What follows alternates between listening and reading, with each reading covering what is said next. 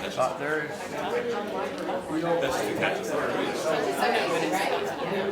Just getting my look at these slides. Because that's not very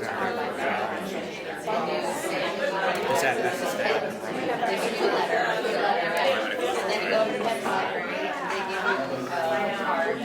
Yeah, otherwise we don't get the slides. And then if I up here at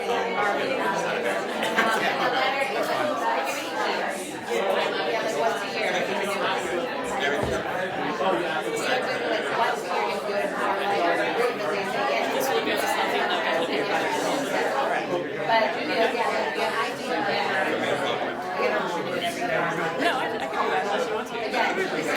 Are we on?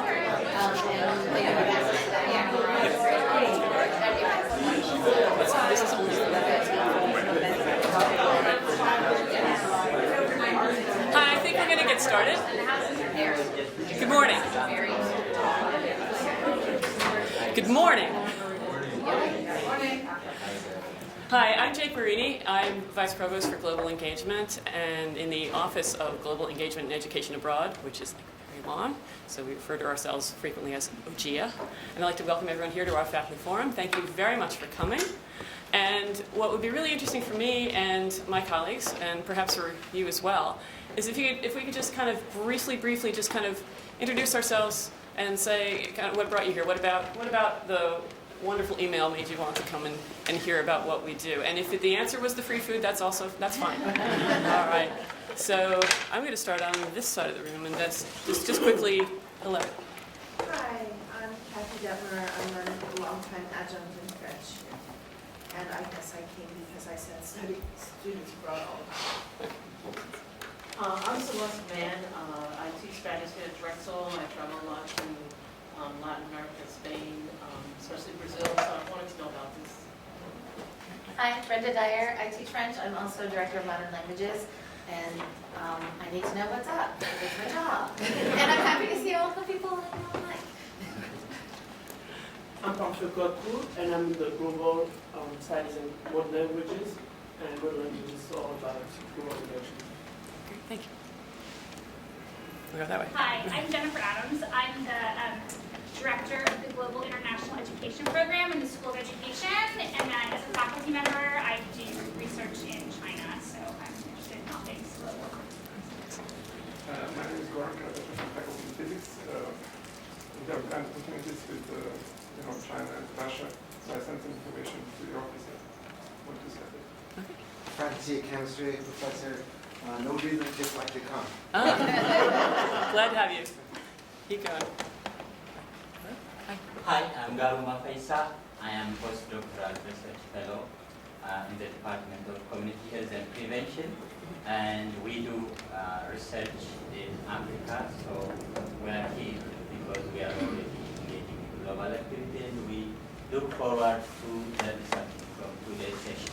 Great, thank you. Hi, I'm Amy O'Brien. I'm a project manager on the Bruins team. I support Dr. Eza, who has various grants as well. Thanks. And who are you again? Good morning. I'm Marcia Ennis. I work in the Office of Global Engagement, and I'm here because it's my job to be here, but also because it's nice to see so many faces and connect with all of you. I'm Jared Nellis. I'm the department head in the design department over at Westfall, and I've been there for a year. We're dabbling in study abroad programs, and I'm hoping to kind of just get a larger sense of the umbrella. I used to work in Singapore, and I've got lots of great faculty who are here that want to make mentions, and we just want to do it right. My name is Roxanne Lovell. I work in the Office of Undergraduate Research, and we send students abroad to do research over the summer as part of STAR. And so I just want to make sure that we're connected and up to date on all of this. Fantastic. Dave Wilson, I'm in the Office of Government and Community Relations. I've had the opportunity to go on a couple trade missions with various governors internationally, and most importantly, I'm here because I'm a huge Jake Marie fan. They support her, and they think she's wonderful. He's not been paid to do that, not even with pastries. Hi, I'm Leah Selenak. I'm a senior academic advisor with the College of Nursing and Health Professions. I'm also a member of our newly formed Board of Global Health Engagement in our college. That's been in existence for about a year now. We have faculty connections to Chile, Costa Rica, Singapore, Cameroon, and Nigeria. So those are some places where we're developing partnerships and intensive courses abroad, and sometimes full-time courses abroad. So just kind of here to learn more about how we can partner, what we can learn from other offices, what else is going on. Thanks. So I'm Sean O'Donnell. I'm the interim department head in biology and also a professor in the disease department. I do most of my field research in Latin America, including bringing students pretty regularly, and I also teach in terms of course abroad in Latin America. Hi, my name is Youngmin Park. I'm one of the new study abroad advisors. I will be working with students going to Asia, including Singapore, and also Scandinavian countries, as well as Netherlands, Germany. I think that's what I'm still learning, so if I forgot something, sorry. This is week 2 for you. Yeah.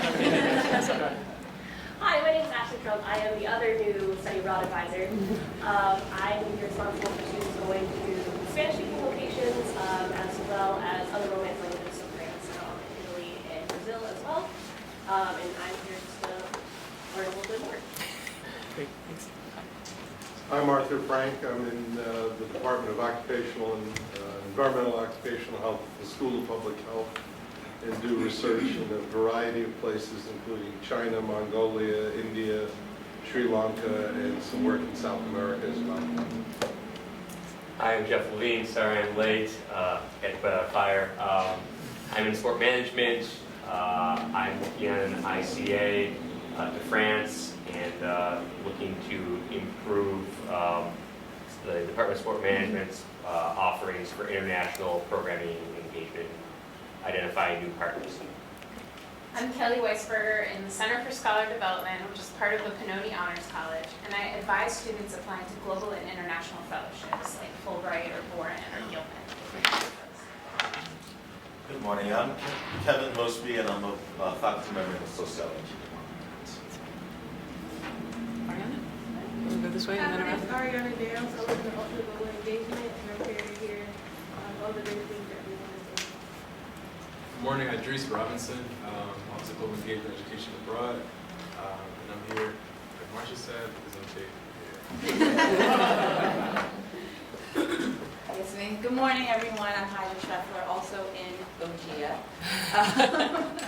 And it's great to see so many familiar faces and new faces, and I'm here to present as well as meet and mingle and chat with all of you.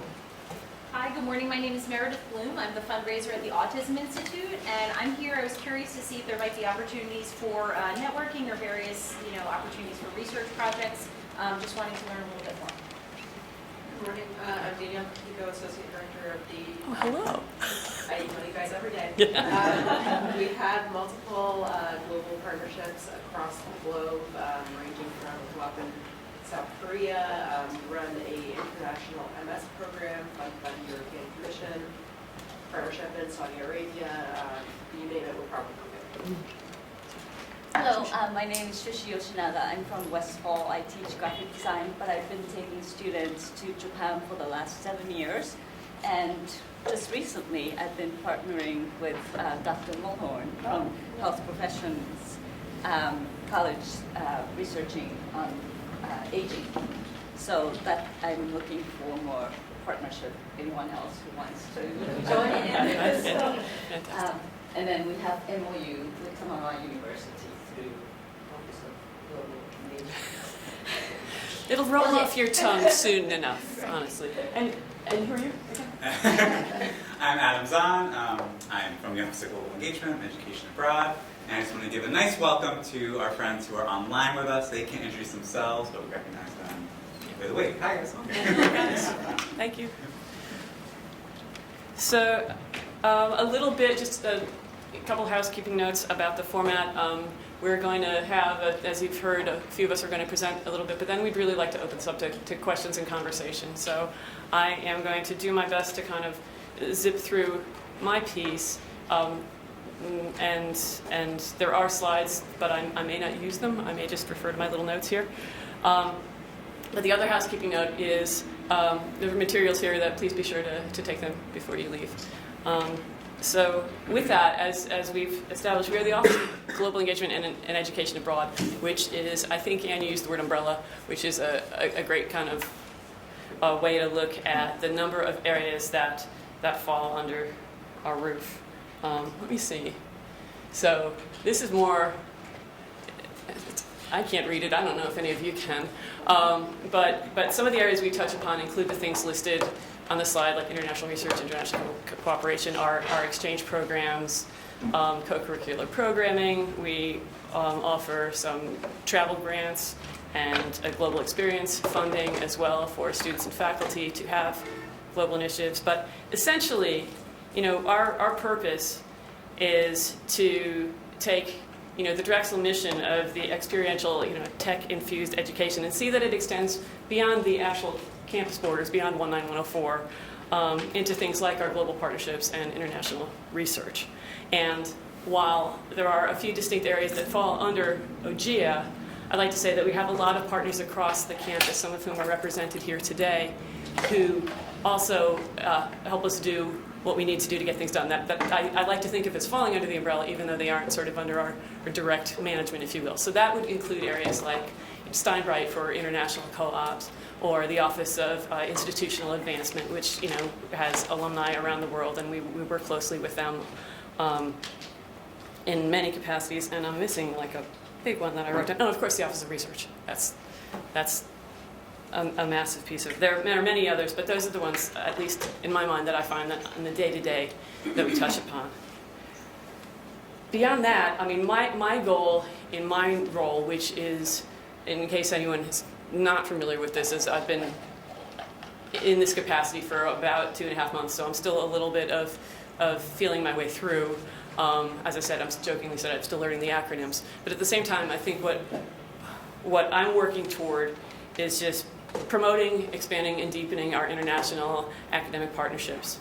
And there are a number of examples listed here, but they can be anywhere from research partnerships to academic affiliations, MOUs, dual degree programs, anywhere where we can actually have an impact and kind of a multifaceted relationship with another institution. It's a way to, fly the flag for Drexel, if you'll pardon the terrible metaphor, but to extend Drexel's global reach and focus on what makes us distinctive, compared to other universities out there. So with that, I am going to kind of, hopefully this will be structured. No, I'm not going to do that.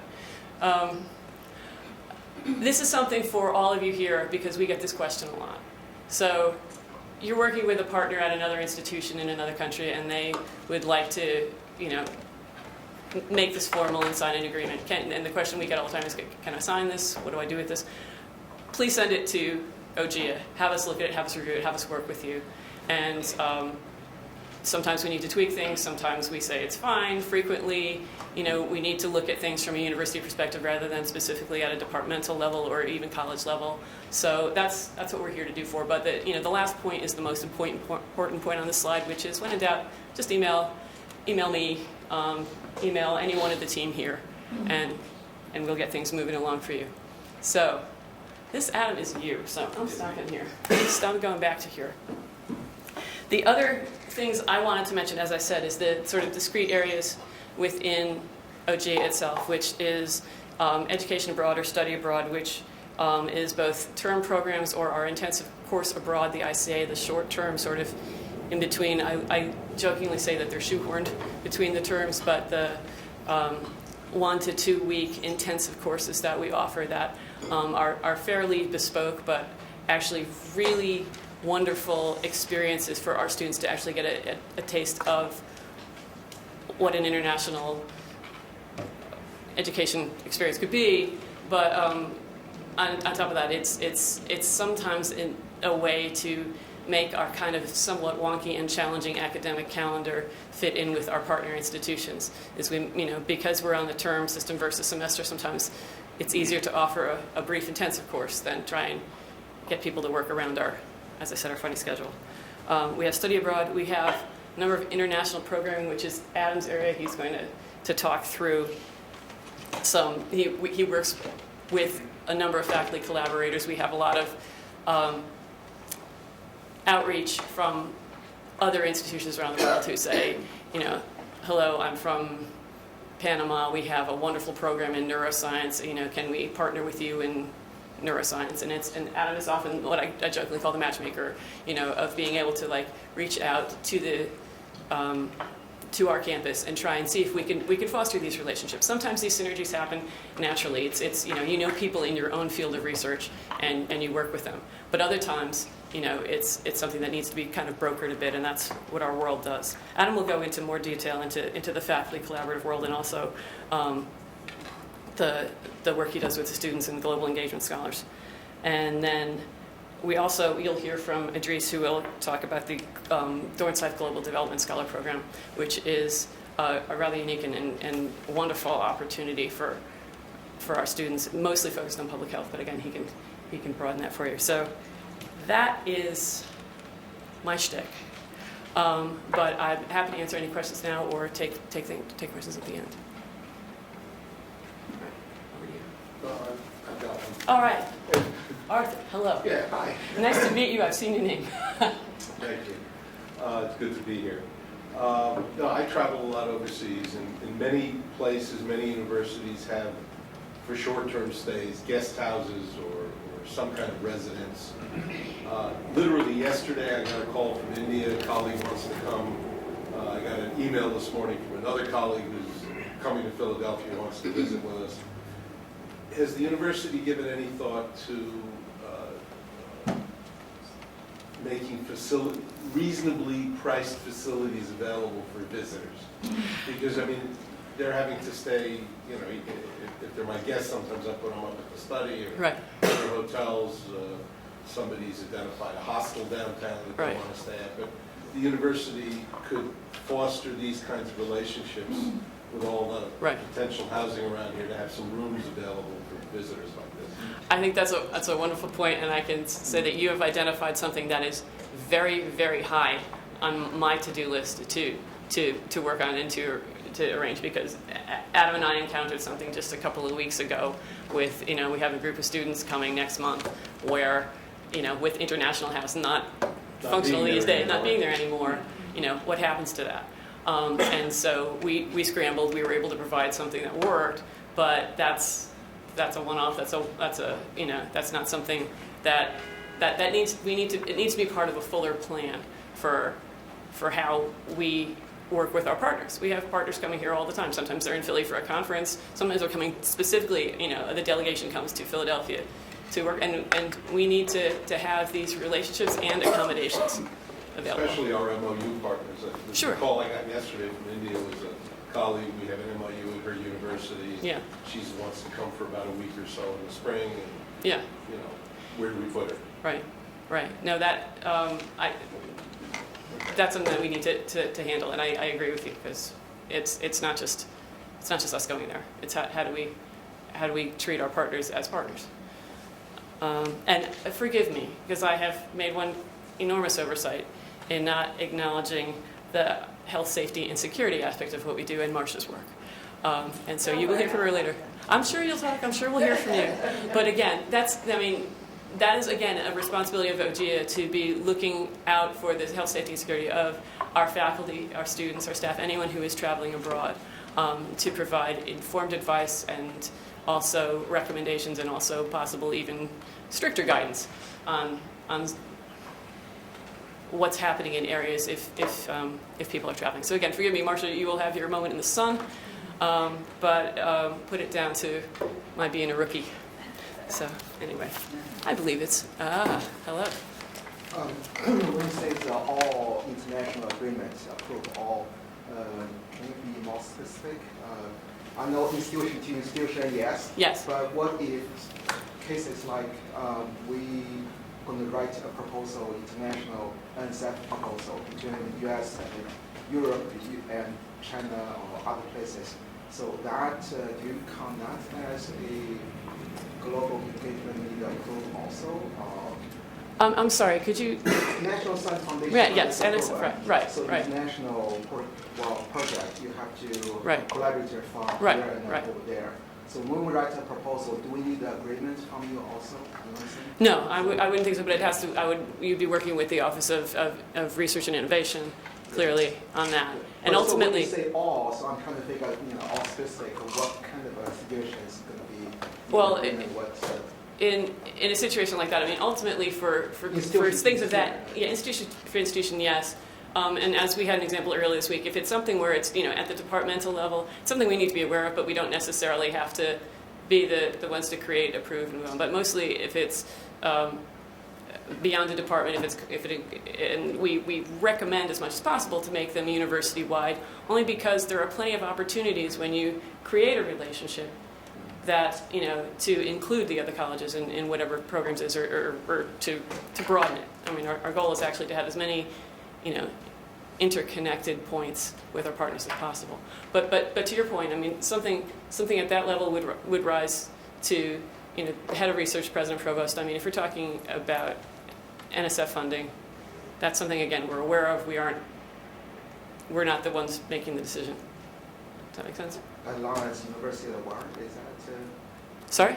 As long as University of the World, that's yes. collaboration anyway? Well, it would have to come through the Office of Research, correct?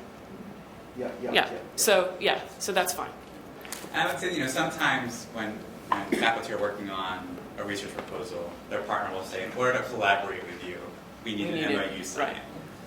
And that's where we try to negotiate. We really want our MOUs to be university level, which means that they're multidimensional, they include other disciplines, and that's where you might work with you to suggest, actually, can we do department to department, because it's specifically for this research grant proposal and not for the institution at large. So those are things that we can work with you through as well. Right. Does that make sense? There's also other situations like be an advisor in the community or someplace internationally. Do we need to have all this agreement also? No. I would not think so. Yeah, that's what I'm trying to figure out. Yeah, No.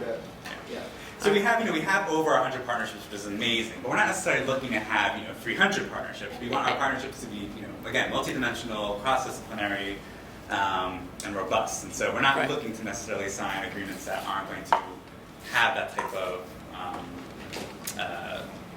leverage to it.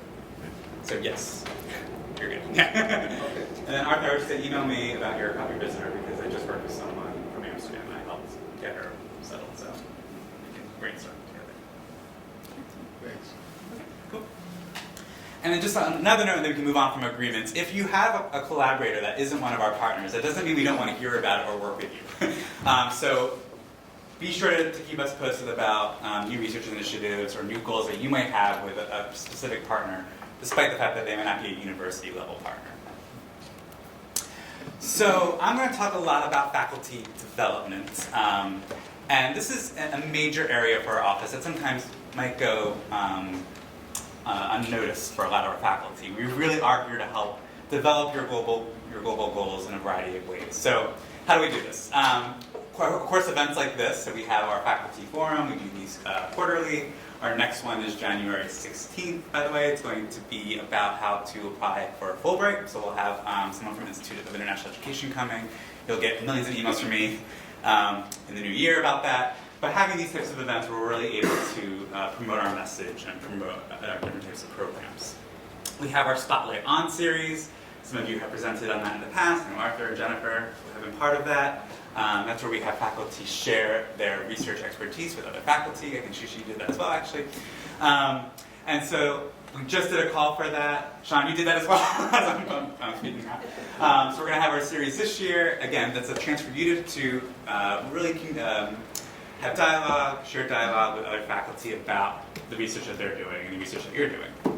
And then our annual International Research Showcase, that's usually in the spring, and that's a major event where we're looking at a variety of different flash presentations on faculty research. So in other words, we're trying to promote what you're doing and make it more visible to the university. So we do these through our programming. You can also always send me any news articles about any of your international research collaborations, because we want to be able to post that on our website. So really promoting your work, obviously, is a major area for us. Service to Drexel University, so thinking about moderating any of our student panels. We have our annual Student Conference on Global Challenges, which I'll talk about later, but we need faculty mentors for that to help our students get more involved in global research. So that's definitely an area that you can be engaged in. We have our summer global learning community, and that is a small group of faculty that we're working with directly on developing global classrooms and faculty that study abroad. I mentioned grant application support, so we're always there to help assist you brainstorm some of the needs for your grant. I might talk about institutional relationships or university strategy for global, so we're here to help assist you with some of that language. Assisting with international research visitors. Anytime you have a visitor here, we're happy to welcome them, help them host a lecture on some of their research, and obviously consultations to help leverage your international research. So kind of the short story of all of this is to email us because we want to be able to work with you and assist you. And so, do let us know anytime you have a question. It's not bothering us to ask us to help and assist. Funding opportunities. We have several different types of programs. Many of you have tapped into them already, but for those who haven't, to help assist with your global research goals. So we have our Global Presentation Awards. They used to be known as International Travel Awards. We've changed the acronym for that, so GPA now. And that's funding for travel to present at international conferences in your field. So we have different cycles throughout the year. For faculty, the maximum award is $1,000. For grad students, it's $750. So international conferences is the goal for this award. Then we have our global engagement funding. This is more for partnership development, research support, and that has rolling deadlines, and funding ranges anywhere up from $500 to $1,500. And again, if you're thinking about visiting any of your partners, or you are looking to conduct research abroad and you need assistance with a plane ticket, that's a good funding mechanism for you for that. We have our Stein Family Fellowship. The announcements is usually in the spring, and this is funding for research and our teaching exchange with our partners in Israel. It also, our partners in Israel are also eligible to apply for this. We actually just gave an award to a student who is studying abroad at Drexel. That student applied for funding through that Stein Family Fellowship and is now able to stay for a little bit longer, which is great. Sean's a recipient of the Stein Family Fellowship, so he can talk to you about his experiences and developing that application. But that announcement usually comes out in the spring. And then just other funding opportunities as announced. So COP25 just happened in Madrid. We do provide small funding grants for those who want to travel to COP. So we just had 4 students who are in Madrid as well attending those meetings, and we have some faculty right now who are there attending those meetings as well. And then sometimes we have university-specific grants. So Ben Gurion University was a good example of this in Israel. They provided some funding. We matched that funding. We did a competition just for Ben Gurion. Again, when in doubt, let me know about some of your travel needs for any of your projects. I can direct you to the appropriate funding mechanism.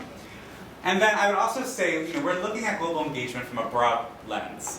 So we're trying to think about global engagement both abroad, but also here in Philadelphia. So if you have a global engagement activity that is happening locally, that global local connection often helps spur students to think more globally and hopefully decide to take that plunge and go abroad. So certainly let me know if you're trying to host any activities or symposia that might be local but with global ties, because we also might be able to assist with that as well.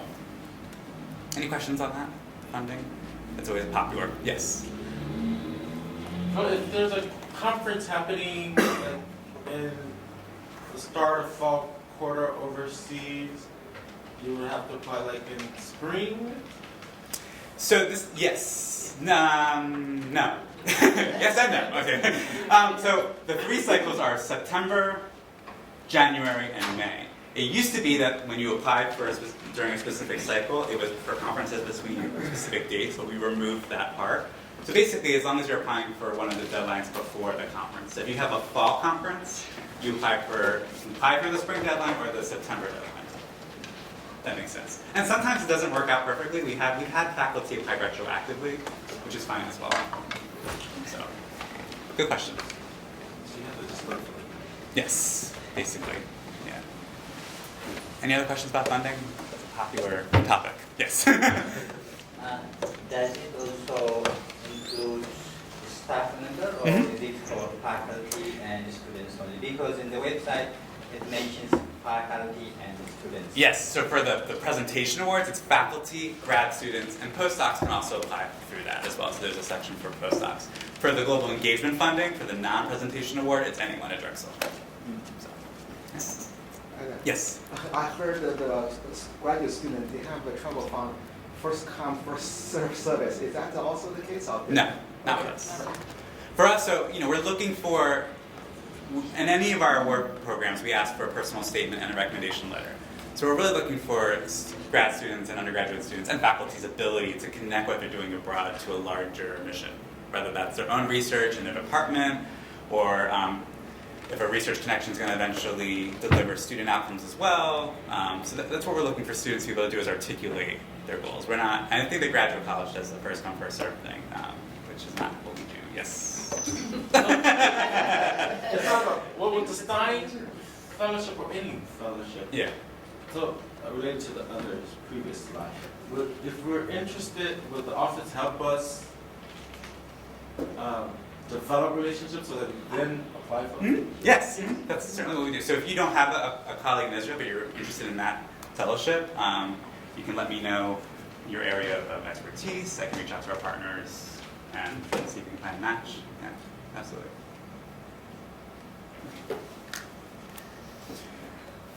Global Classrooms are our virtual exchange programs. Many of you are familiar with them. If you have any questions about them, there's some good people in the room to talk to. Shushi, Celeste are here.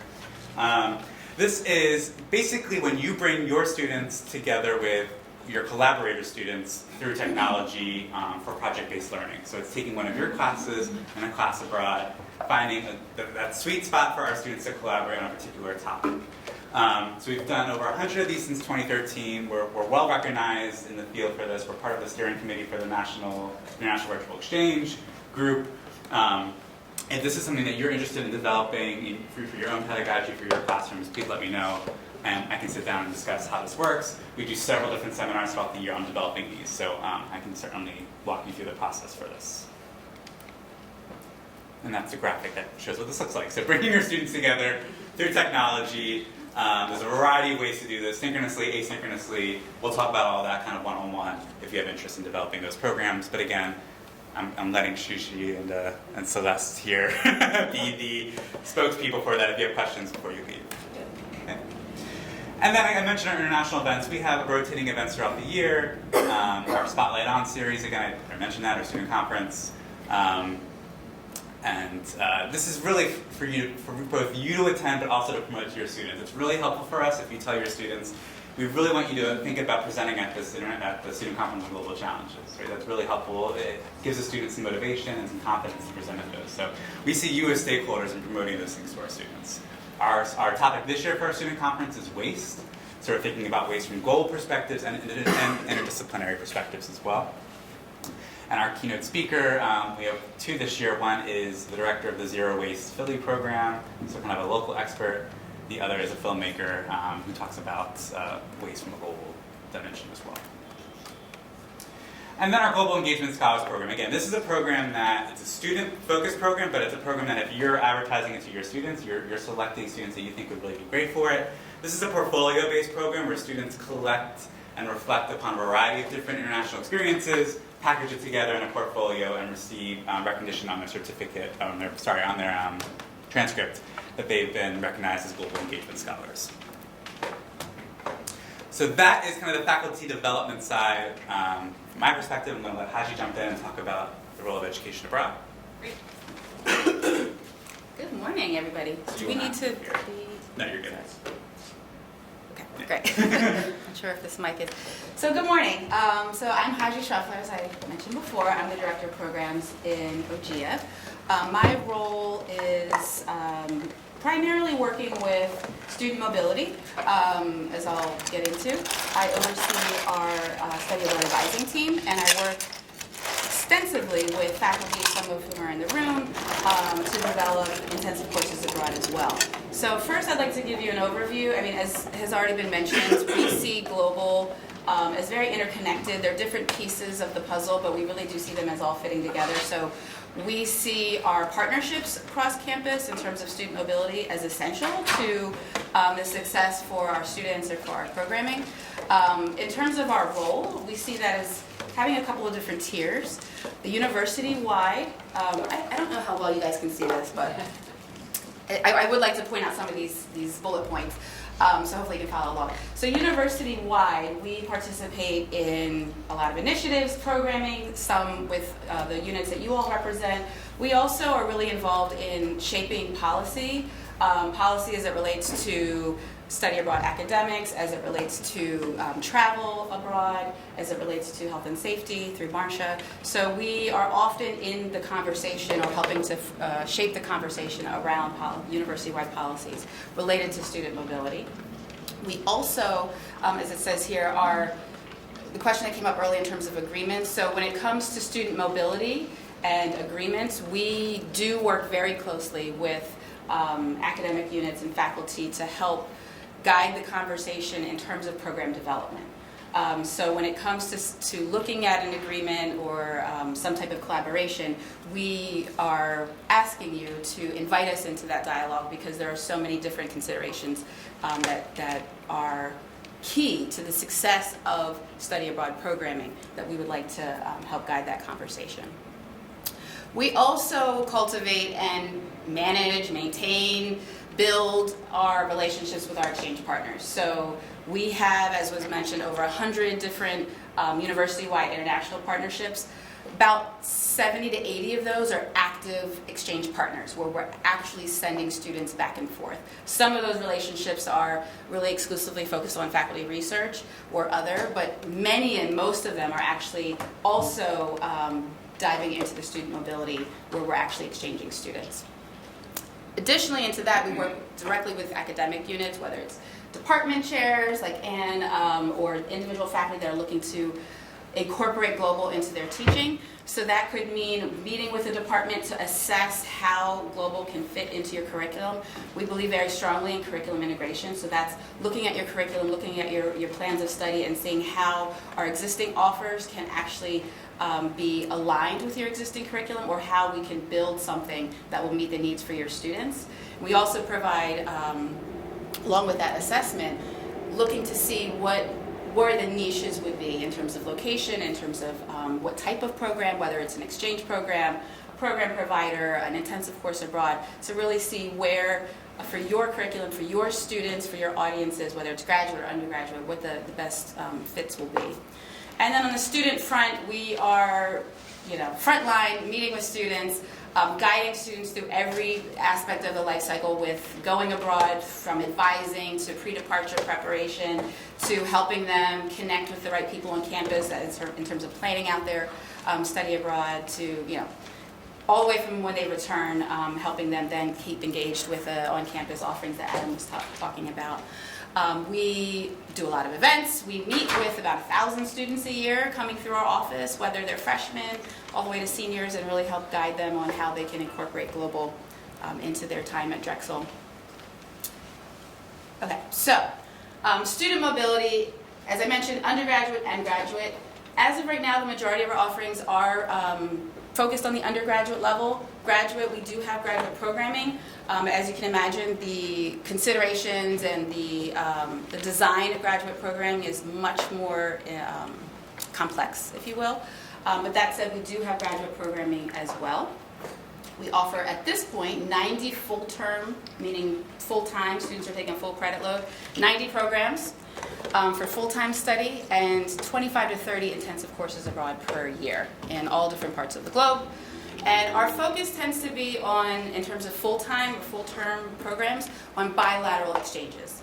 So as mentioned before, if you are working in research or you have connections abroad with a university, often those relationships that faculty have are directly influencing the type of exchange agreements that we develop. So Shushi is a great example of that. Her intensive course abroad has then led to now conversations around forming an exchange agreement where we will both send and receive students with Tamagawa University in Japan. So your input and your outreach to us in terms of what you're doing and who you're partnering with and who you're collaborating with help inform the growth of our programs and the success of our programs as well. We also, as part of those bilateral exchanges, we welcome 120 or so incoming students every year.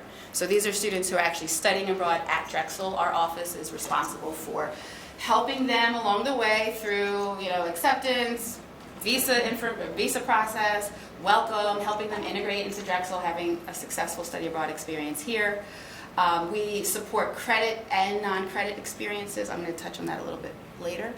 And our numbers, fluctuate from year to year, but we have about 950 students, 950 to 1,000 students per year that are doing something international at Drexel. Whether it's for credit, whether it's research, any student who is going abroad should have some touch points with our office, even if they're not taking coursework. So I'm actually going to, just in the interest of time, I'm going to skip over that. So I'd like to give you a little snapshot of where our full-term program locations are. These are ever expanding. We actually have 2 new partners that we just added to this list in the Netherlands and the Czech Republic. So these are countries where we actually have full-term, primarily bilateral exchange programs, where we send students and they send students to us. And this list is ever growing, as you can imagine. And then this came up a few times, intensive courses abroad. So a few of you in the room have led intensive courses abroad, or you're planning your intensive course abroad. These, I have to say, are very unique. And speaking with people in the field, at conferences and so forth, about the model that Drexel uses for faculty-led programming, I will say that it's a pretty unique approach.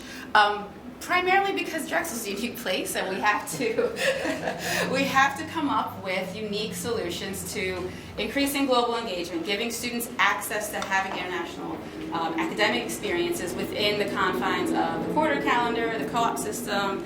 A lot of different complexities with Drexel. So intensive courses abroad, these are faculty-led, credit-bearing courses, primarily 3 to 4 credits. And these are taught by Drexel faculty who are experts in their particular discipline or particular topic. And these take place during our 4 break periods. So this academic year, actually we've hit our record. We have about 35 intensive courses that are running this academic year.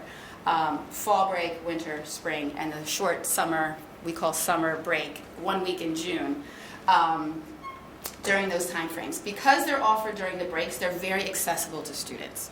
So a student who may have challenges, may not be able to, or is hesitant about spending a full term abroad or doing a co-op abroad or research abroad, often these intensive courses become a great entryway into them having a really high impact experience that then can springboard onto other experiences. They tend to be a week to 2 weeks, and they really do focus specifically on a topic, a narrowly defined topic, as you define it, whether it's connected to your research, whether it's an area of research that you would like to develop or strengthen, or maybe pulling from other experiences. We've had faculty who did a Fulbright in a particular country and have relationships there and use that location as the destination for their intensive course. The wonderful thing, there's so many things about intensive courses, is that the students benefit greatly. Obviously, there's a lot that can come out of having a really intimate, impactful, intensive experience with an academic framework. But there's also a lot of benefit to the faculty.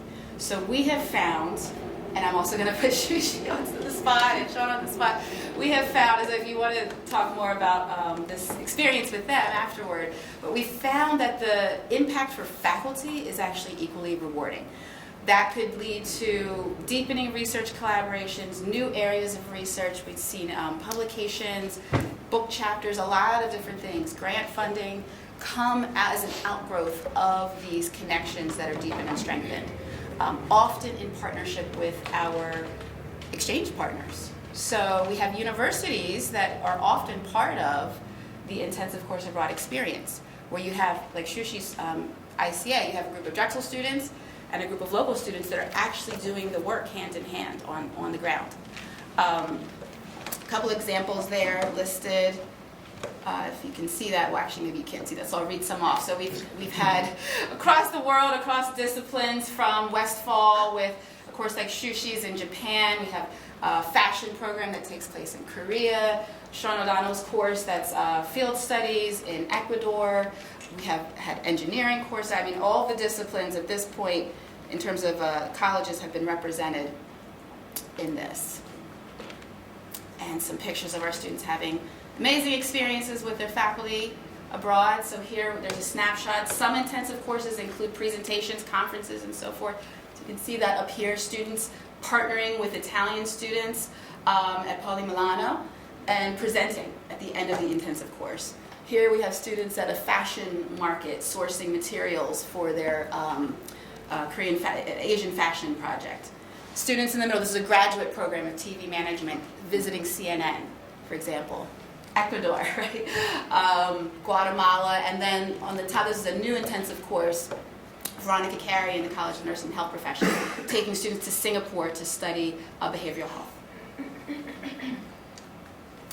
And then the last thing I'll touch on is I mentioned that our office supports students in credit-bearing experiences, so term-long programs, intensive courses. We also support them in non-credit experiences. So that could be if they're doing research abroad, if they're going to a conference, athletics, service learning. So again, any of your students who you're aware of, particularly graduate students who may be going abroad to do some research, please send them to our office. We provide support throughout that life cycle to make sure that we're aware of what they're doing, where they're going, that we're able to support them and help guide them through considerations to make sure they're safe and well taken care of on the ground. And I think that's it. Marcia, are you coming? Am I up? Yeah, and so Marcia Hennish will be coming up next to talk about keeping our students safe. Can I ask a question? Oh, sure, yes. Do you guys have information on the website, like which connections you have? Which exactly In terms of place? partnerships, we do, yes. And how long in advance you have to plan for something like what you want to do during break? An intensive course, 12 months is what's recommended. Do I need to get it? No. So right now, if you were, let's say you were starting the planning right now, I realized that it would be, fall break potentially next year, but really like winter in there and on that year. When I was a grad student at Berkeley, I wanted to go abroad to the Netherlands to study, and because there was some collaboration with the schools, I could just pay like my tuition and stuff at Berkeley. I could go abroad and study that. Is that That's how how our grad students work? exchanges work. And Actually, on that note, I did want to mention, it wasn't on the slides, but there is funding. We have funding through OGEA for first-time ICAs. There's a $1,000 stipend that goes to the faculty for developing. This is something that started last academic year for developing new intensive courses. And we also offer a lot of scholarships for students to go abroad, study abroad. So we award anywhere from $30,000 to $40,000 through our office, specifically earmarked for study abroad scholarships for our students. that was kind of a question. What percentage of production students go abroad or have an abroad experience? Do you know? So if you include all abroad, it's about 950 to 1,000 per year. So percentage is under 3%. It's a very small percentage. It's a very small percentage. Yeah. It should be much higher. It should be. Yeah. We're working on that. Yeah. So is there a goal for where we want that number to be? I wouldn't say we have a defined percentage that we want to reach. I think for us it's more about reaching new audiences that are untapped. We want to make sure that every student at Drexel understands that there are international opportunities for them. Because of Drexel's quarters and co-op, especially for undergraduate students, to say like some universities that 15% of all of our students will go abroad, we're not at that point where we can make that definition, but it's really tapping into audiences of students that may not realize that they have experience. So if there's students who are interested in scholarships or financial assistance, is the best thing to do is to forward them your way, or? Yeah, and it's on our website as well. So all of our internal scholarships are on the Study Abroad website. And there's a bunch of external scholarships as well that are on our website. Right, that the office for fellowships also works with. So. Exactly. Yep.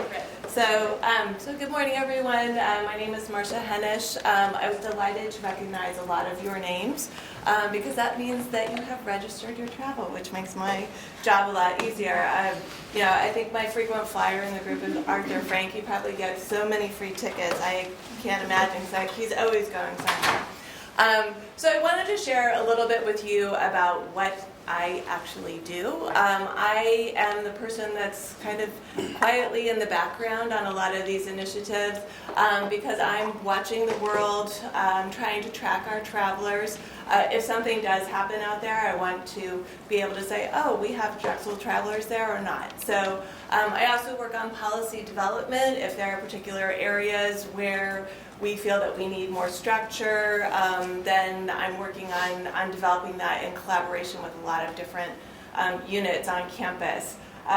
Some of you may not be as aware, but I do a lot of work on training and resources. We really approach international health, safety, and security from a proactive measure. We're really trying to develop smart world travelers, and that's not just students, that's also faculty and staff. So really happy to come partner with different units on doing some training, etc. I do also do itinerary risk assessment. We do a lot of that with students. We do a little bit of that with faculty and staff. Some of that is dependent upon the needs of the individual faculty and staff. I was mentioning with Anne earlier that with faculty and staff we have a pretty broad range of travelers out there. We have some that are world travelers that have been everywhere. They could probably tell me some things about safety and security concerns in a lot of areas. And then we have others that may not have so much background. So, I can work with people depending upon where they are, but tend to kind of do a lighter touch with faculty and staff than we do with students. I also have really been focusing on strengthening awareness in the different units of who we are, what we do, and I say we, but I mean me. But I do consider myself to be in partnership with all of you. I think I've said this many times to people when there's an incident or something that happens, it's not Marcia working on it by herself, it's Marcia working with colleagues who know that program and know the specifics a lot better to develop a solution. And I am the point person for managing incident response at the university, but again, it's not me working all alone by myself, otherwise I would not be very successful. So as I mentioned before, I do a lot of monitoring of world affairs. This is the first thing I get to do in the morning as I'm laying there in bed looking at my phone, trying to figure out what has happened the night before. We do use a threat and risk information system that is available. This map and whatnot is available to everyone through our Searchlight portal.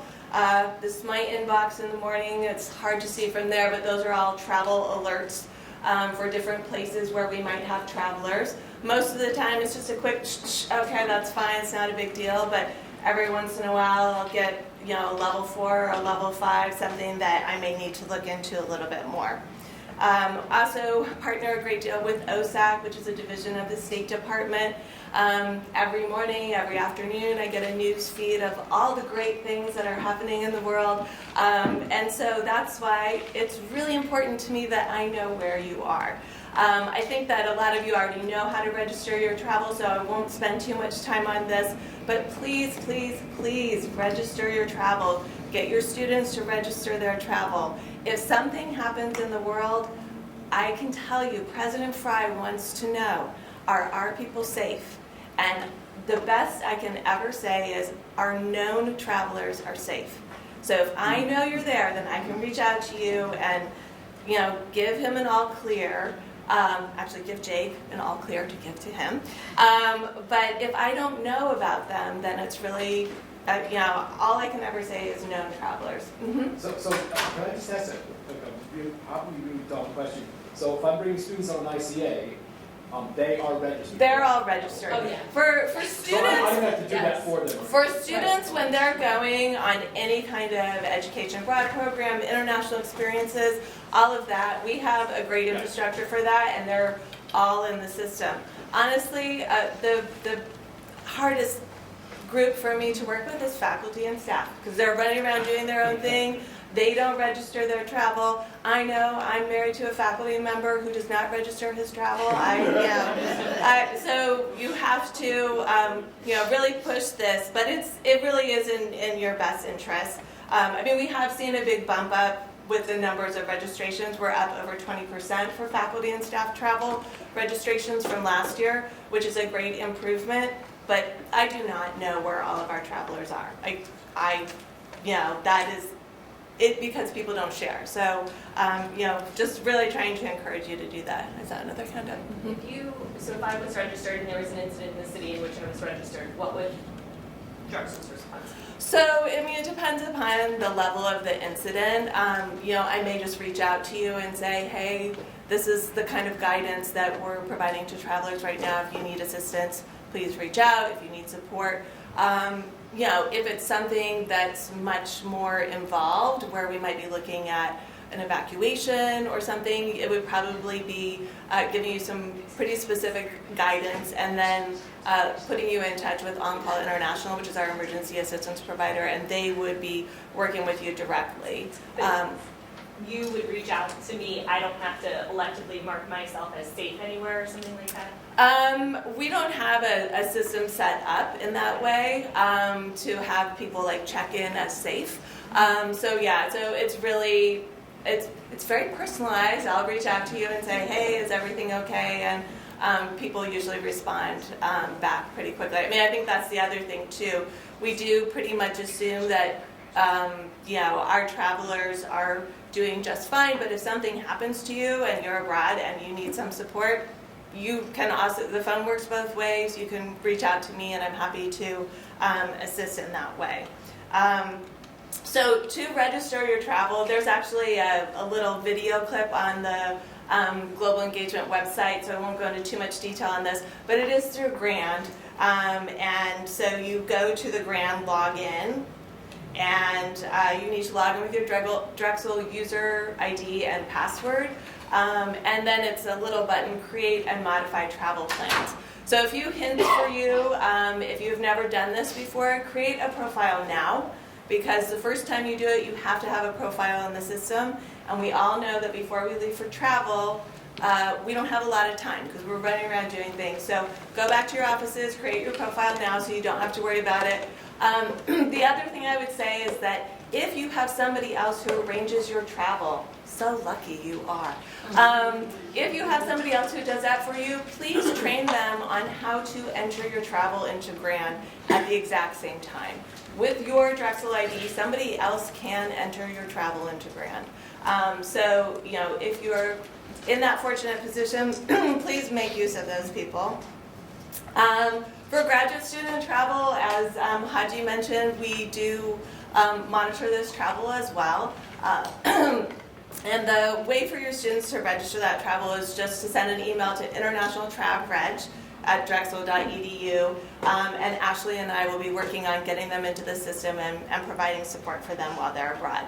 Another little thing, I do talk with Adam about the global engagement funding, and if they're not in my system, they can't have any global engagement funding either. So, in terms of the assistance that we have, we work with On Call International. They provide global assistance for us.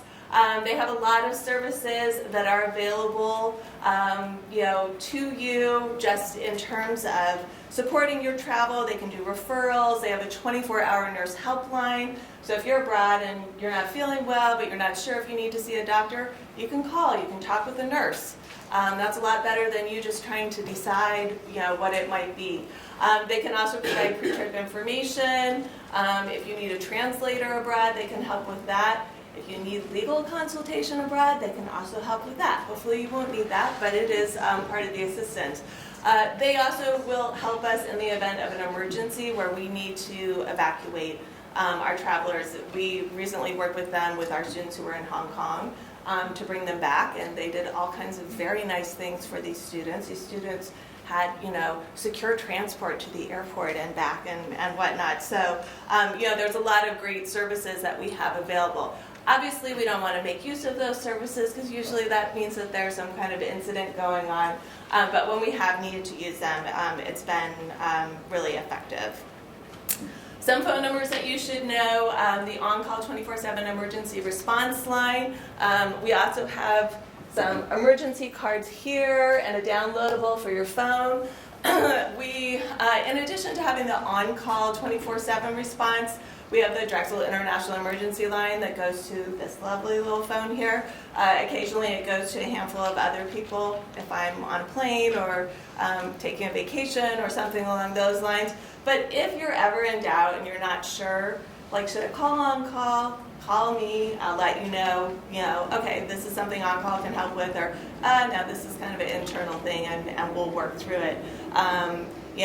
Feel free to call me anytime, 24/7. I've had 3 a.m. calls, I've had 2 p.m. calls, I've had students calling about registration, or they missed the education abroad deadline and that's an international emergency. So there's all kinds of things that I get to answer on this phone, but I would much rather that you reach out and me tell you, no, that's really not something that that's an emergency, we can deal with that on Monday or whatever, than not. So please just reach out as needed. Just to mention a few trainings that we do, pre-departure orientations, we regularly do tabletop exercises.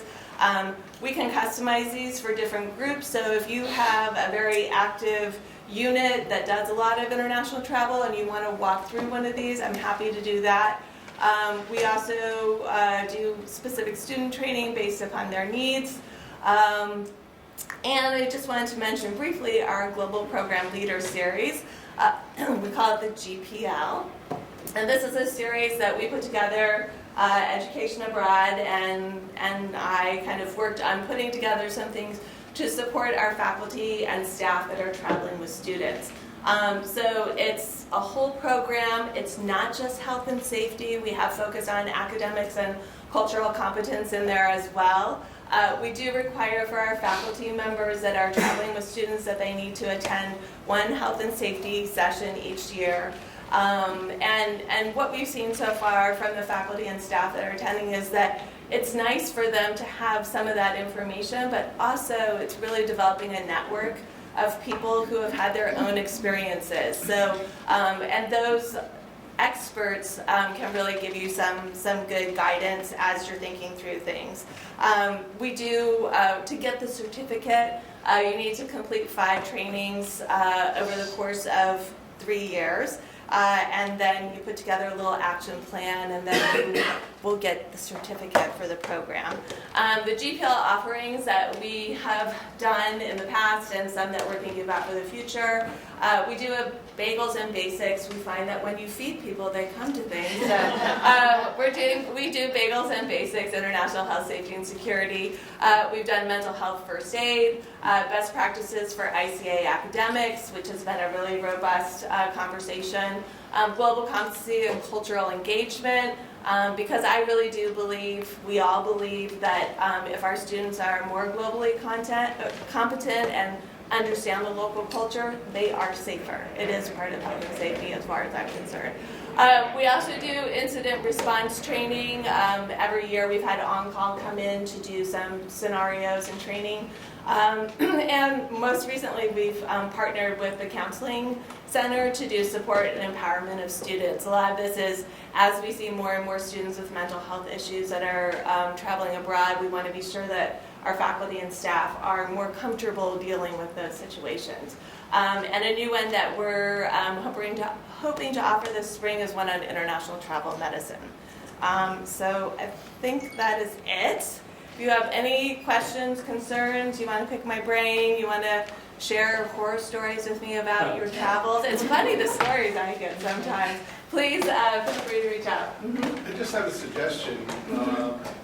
I do a fair bit of travel, but even once in a while I forget to do something like call up a credit card company to say that I'm traveling overseas.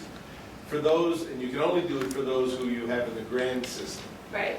You might think about a checklist or a list of things to think about that a month before you send out.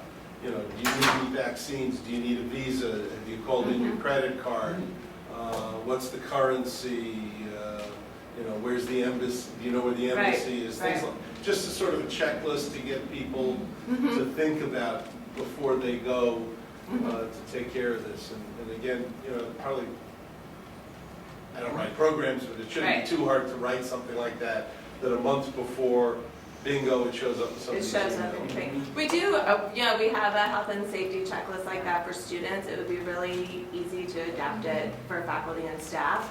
And I'd have to look into how we could trigger it. I will say you're very good at registering your travel very far in advance. In fact, I think I have some for you for like next spring already and possibly into the summer. But I will tell you that a lot of our faculty and staff, I think they do it in the 2 or 3 days before they leave. So, I mean, I think it could also be generated even then. You do get something back from Grand when you register your travel, which is a bunch of information about, on-call support and that type of thing. But I actually like the idea of it being a separate checklist. But I also feel like, some faculty are very receptive to that, and other faculty are like, quit trying to tell me what to do. It's a tricky line, and you can always ignore it, but if it's there. Yes, that is true. So kind of following up on that, I really like that idea. I think that just to me, I feel like that would be really valuable sometime because I can be a little absent-minded. I'm wondering, and I think you kind of already suggested this is the case, but I wanted to check. So I take students into a pretty challenging environment. Right? I take them into the field in Latin America. And last time, maybe we should sit down over coffee sometime and tell you a couple of horror stories. And that's some things. It might have to be something stronger than coffee. Well, they weren't actually that bad, so coffee might be okay. But somewhat comical because nothing really would happen. But a lot of my students, even now, the ones that I'm recruiting for next fall, are asking questions about health and safety. And their parents are expressing massive anxiety about health and safety, not surprising.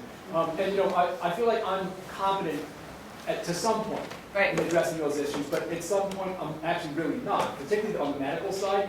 I'm wondering if there might be a possibility of setting up a formal training session for my students and maybe even make it mandatory, not led by me, but maybe led by you or the office or something. Particularly, not just dealing with the course, which I will do, obviously, but dealing with health and safety issues. And if it's inefficient to do it, my course is going to be small. If it's inefficient to do it for such a small group of students, maybe partnering them with like Bioko or there are other places where they're going to be facing kind of a similar set of challenges. No, I would be happy to work on something like that, and I think your suggestion of doing something with Bioko as well would be really interesting. I have done some training on wilderness first aid and have thought about this as, gosh, this is a kind of training that might be really helpful for some of our field researchers, a lot of your colleagues in bees, the Bioko folks that go out there and they're in the middle of nowhere. I know that a lot of them already have the wilderness first aid training, but just taking some of the snippets from that and tapping into some resources is excellent. And I think not only does it make them better prepared for the field, but it also gives them confidence. And a lot of what we're doing is giving people confidence about taking risks. It's not just like, oh, something is going to happen to you. Because the reality is, almost all of our travelers go abroad and nothing happens to them. But a lot of them need just a little bit more confidence, like, hey, I've got this. Or if I don't have it, there's somebody behind me. And that's what the power of something like that does. It gives them those tools, but also it says like, hey, I could do this if I had to. I need to interrupt because we have one more speaker and not a lot of time left. So I want to get to Idris real fast and then we can powwow about it. Yes, I'm happy to chat with you afterwards. It's very relevant to this. As a physician, I sometimes check the protocols before people go overseas. There's people here to work with the team. Right. Sorry. Sorry. I don't know where your PowerPoint is. Is the next one? Is it? I thought I saw it.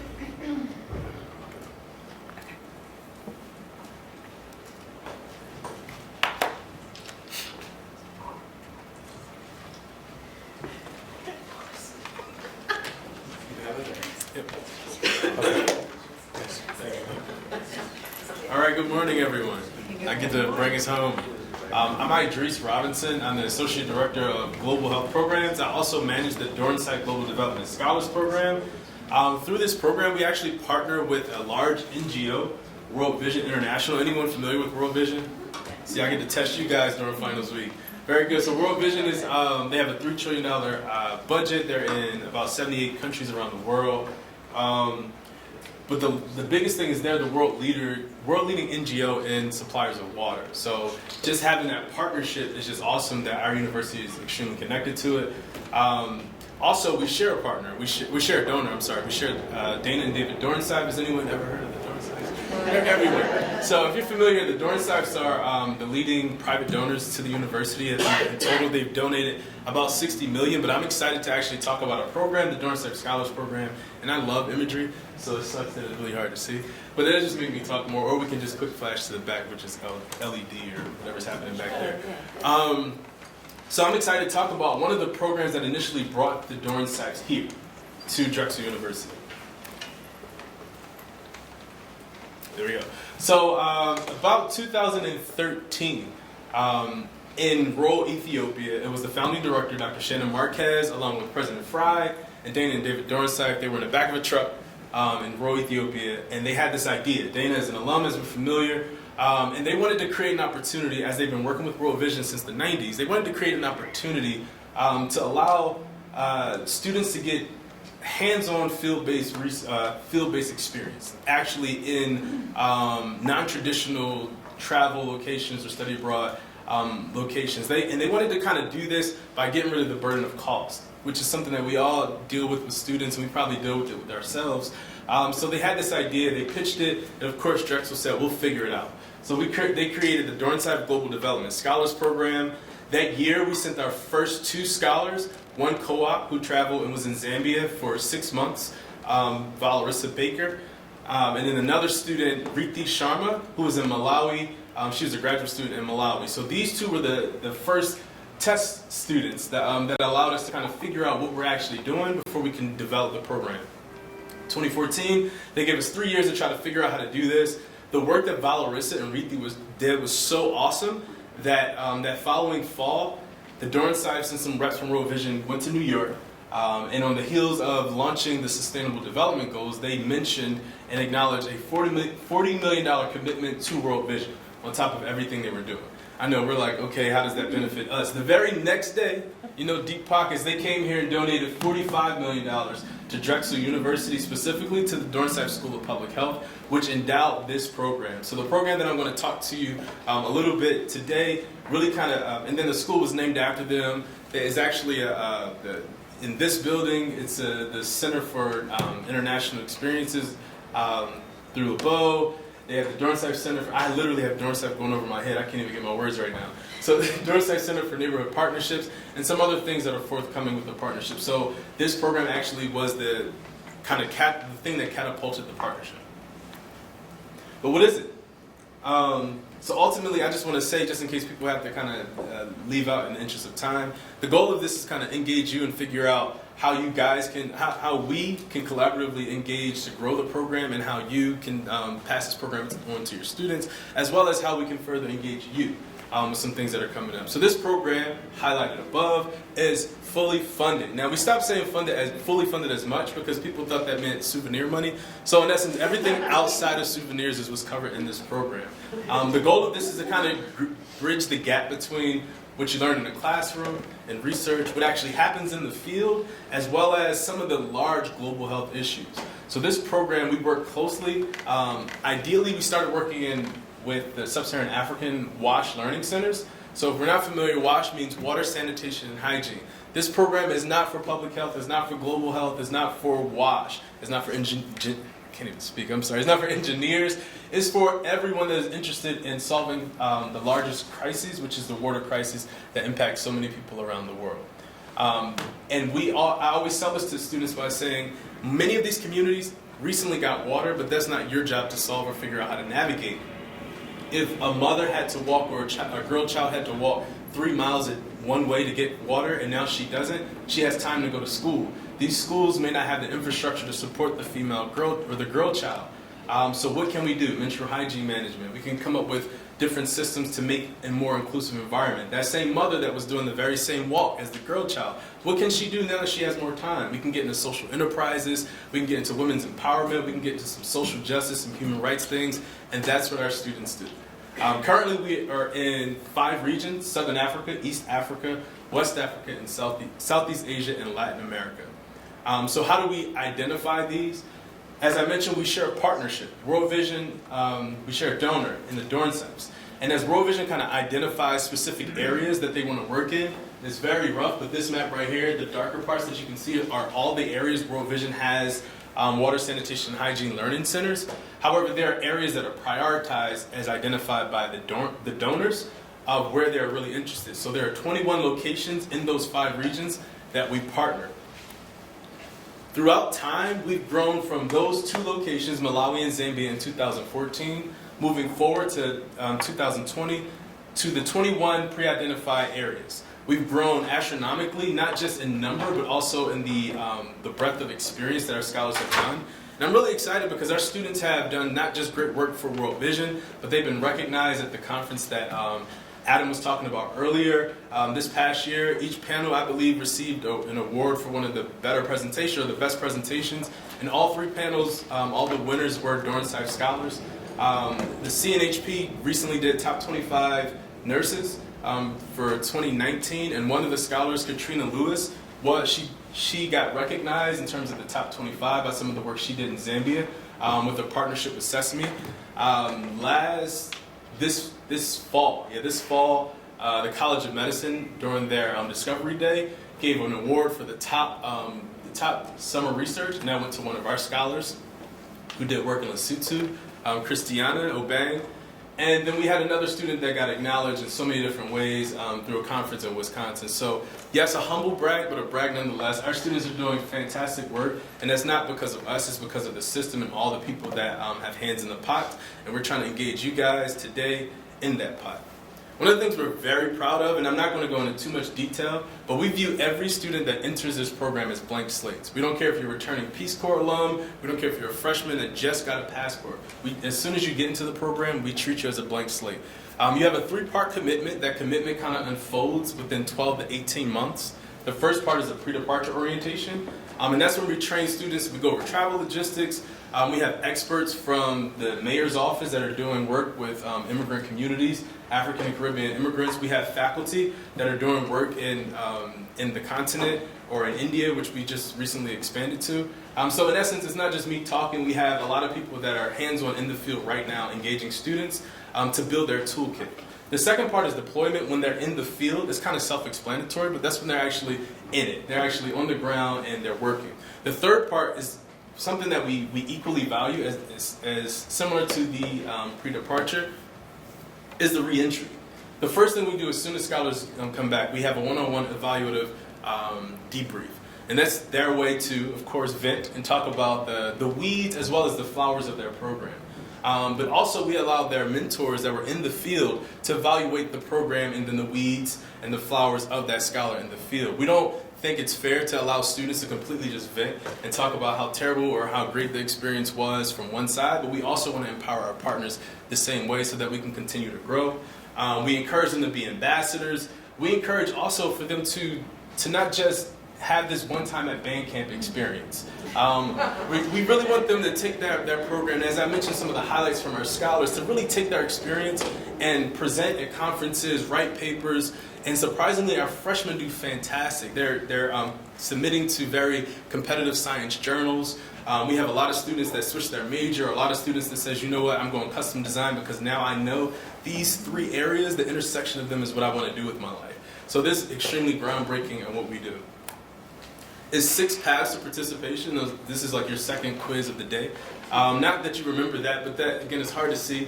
The most important thing is for students, first time applying to the program.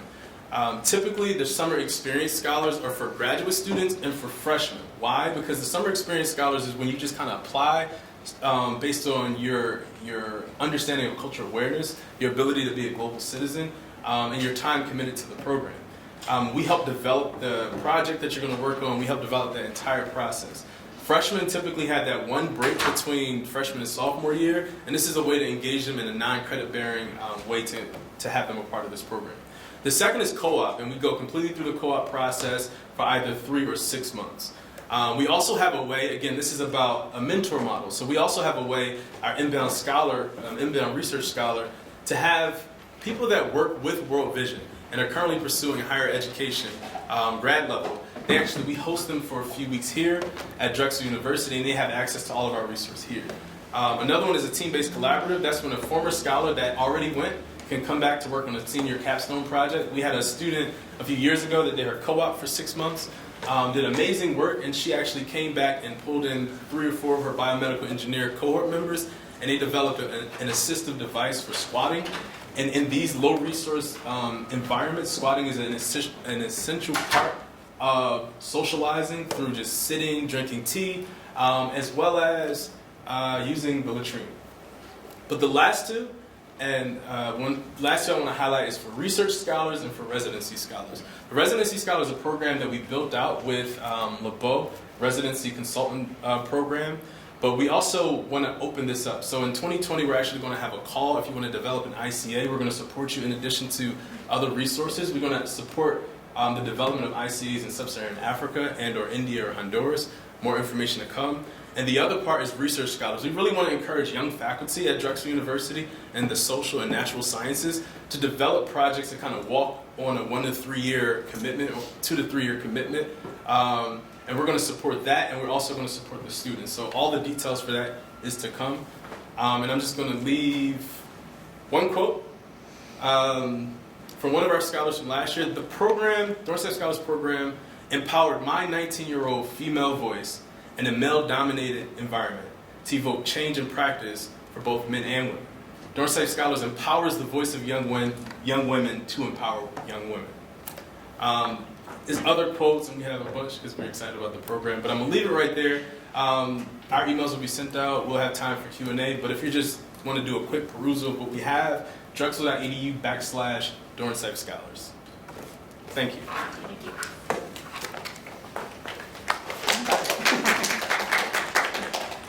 Okay, that brings us to 2 minutes of 11. So why don't we do this? Why don't we adjourn from a formal presentation, leave some time for you to network and chat with us about any questions you have. So thank you again for joining us. Again, stay on the lookout for our next faculty forum on applying for Fulbright programs as faculty, and have a great day. Thank you.